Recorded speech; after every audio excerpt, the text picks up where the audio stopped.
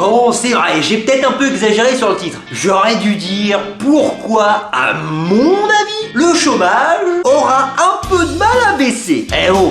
Petit peu de racolage de temps en temps, ça fait pas de mal. Bon, c'est bon maintenant, là? On peut commencer? Croyable, ça! Depuis plus de 20 ans, nos responsables politiques basent leur campagne électorale sur un objectif principal qui est La lutte contre le chômage. ça donne à peu près ça.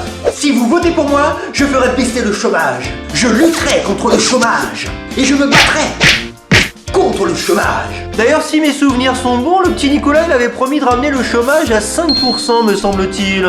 Et comme vous pouvez sûrement le constater, depuis 20 ans, le taux de chômage ne varie quasiment pas. Et si vous voulez mon avis, c'est pas une histoire d'incompétence, non. Je vais commencer tout simplement par vous rappeler un petit détail. La Banque Centrale Européenne, qui est principalement chargée d'émettre la monnaie, enfin de faire marcher la planche à billets, quoi. Eh ben, cette Banque Centrale Européenne, elle a un objectif principal, qui est la lutte contre l'inflation.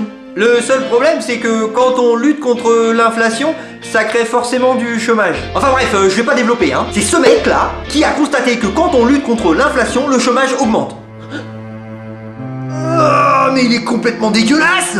Bon, pour résumer, on peut pas lutter contre l'inflation et lutter contre le chômage en même temps, hein. C'est un peu comme si t'essayais d'accélérer et de freiner en même temps, tu vois. Tu peux pas faire les deux, soit t'accélères, soit tu freines. Donc les gars, à la prochaine élection présidentielle, quand il y aura un candidat qui dira « Je lutterai contre le chômage », faudra le prévenir que au-dessus, il y a la Banque Centrale Européenne qui, elle, lutte contre l'inflation. Du coup, il peut pas, faudra lui expliquer. Ça serait dommage qu'il respecte pas ses promesses, hein.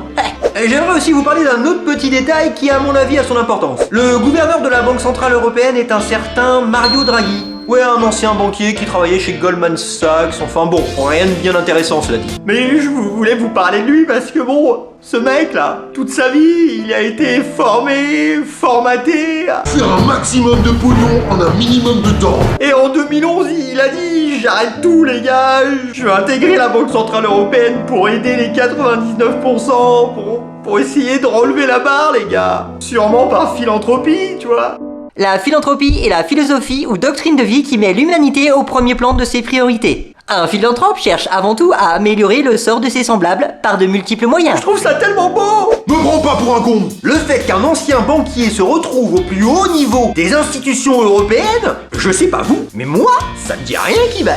Si vous voulez mon avis, le petit Mario il doit avoir des potes, et à mon avis, ses potes, c'est pas des salariés si tu vois ce que je veux dire. Donc je pense sérieusement que les amis à Mario, ils ont un intérêt tout particulier à maintenir un taux de chômage élevé pour justement maintenir des bas salaires, et ainsi augmenter leurs profits. Et croyez-le ou non, bien qu'il soit une promesse électorale récurrente, le plein emploi est le pire ennemi des profits. Et n'oubliez surtout pas une chose, les amis. Le chômage est avant tout un outil économique précieux et qu'il est de ce fait... Oh, ne dis pas que le chômage est voulu et contrôlé, tu vas passer pour un conspirationniste. Ne le dis surtout pas. Oh, et puis si, merde.